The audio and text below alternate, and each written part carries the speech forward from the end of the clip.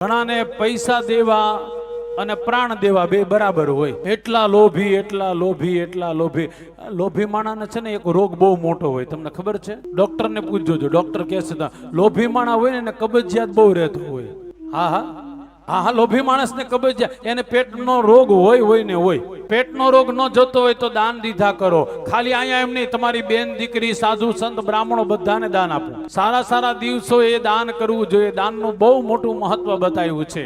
ભગવાન કૃષ્ણે પણ ગીતામાં કીધું છે, દાતવ્યમિતિ યદ્દાનમ દીયતે મુપકારિણામ દેશે કાલે ચ પાત્રે ચ યદ્દાનમ સાત્વિકમ સ્મૃતમ. કૃષ્ણ પણ ગીતામાં કહે છે સાત્વિક દાન કયું કહેવાય? તો કે દેશ, કાલ અને પાત્ર ત્રણેય વસ્તુ જોઈને દાન કરવાની. દેશ એટલે અમેરિકામાં દાનની જરૂર નથી હો. દાનની ક્યાં જરૂર છે? તો કે ભારતમાં. એટલે દેશે. બીજું કાલ એટલે સમય. તમને ને મને ભગવાને આપ્યું હોય તો દાન કરો. વ્યાજે લાવીને દાન કરાય. હજી એકવાર સાંભળજો, ઉછીના લાવીને દાન ન કરાય હો. ભગવાને તમને ને મને આપ્યું હોય તો દાન કરો. દેશે, કાલ એટલે સમય. અને ત્રીજું પાત્રે ચ, તમે જેને દાન આપો એ ખરેખર લાયક છે કે નહીં. તમે દાન આપો ને હાંજે પીને હુઈ જતો હોય તો? આજે મોટા ભાગે એવું થાય છે હો. આપણે દાન કરીએ પણ હાંજે ઓલો પોટલી નાખીને પીએ જ જાય. બોલો, એવા વ્યક્તિને કોઈ દી દાન ન કરાય. જે દાનનો સદુપયોગ થતો હોય એ જ વ્યક્તિને દાન કરાય, અને ત્યારે જ એ દાન સાર્થક કહેવાય છે.